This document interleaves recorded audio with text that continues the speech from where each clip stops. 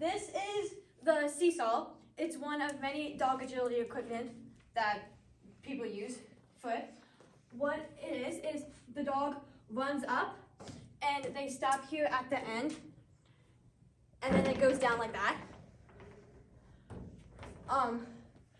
The yellow part here is for safety.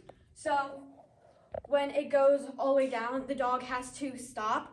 So that makes sure they don't jump off here because that's very unsafe for the dogs. This is one of the hardest dog agility equipment we have. So because of that, we use this, and this is called the teeter.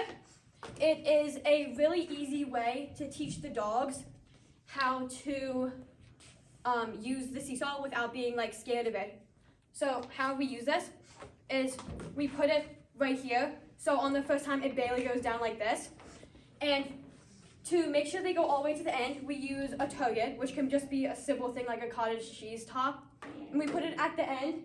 And what that does is it helps the dog go all the way to the end so they don't stop like in the middle. And I'm going to show you how we use it basically with my dog. This is the first one that you would do where the teeter barely moves. Come on, teeter. Okay, and then how to lower it, you just undo this and then undo the other side.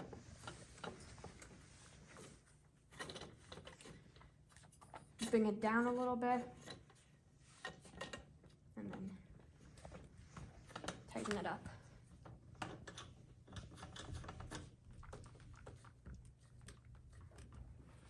This is around the second step that you would do.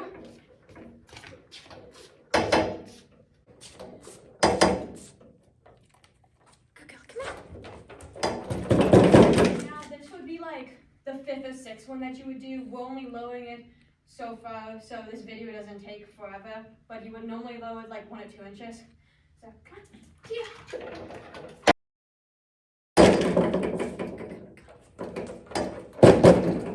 And once you get about halfway, you want to switch them out with the smaller poles.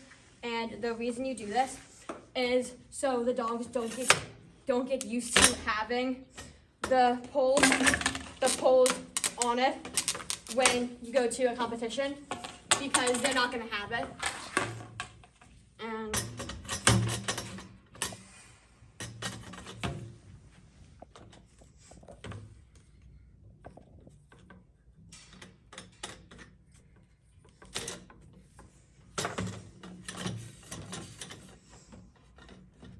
And then whenever you tighten it, you always want to make sure, you want to like push down and make sure it's good for the dog so they don't fall. And now, like I said before, this is about halfway through.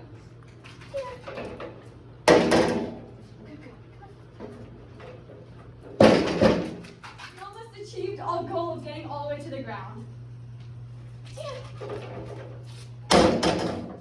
Now that we've gotten it to go all the way to the ground, we want to keep the target on the seesaw so the dogs know to continue going all the way to the end and not stopping. Teeter. Okay.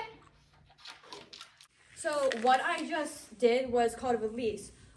And that's really important to teach your dog because when your dog comes all the way up and it goes like down, you want your dog to wait for you to catch up so you can tell them to go on to the next thing. Now, smaller dogs would normally just stand on the thing, but for bigger dogs, it's a good thing to teach them how to do the 2 back paws on it and then the 2 front paws off it.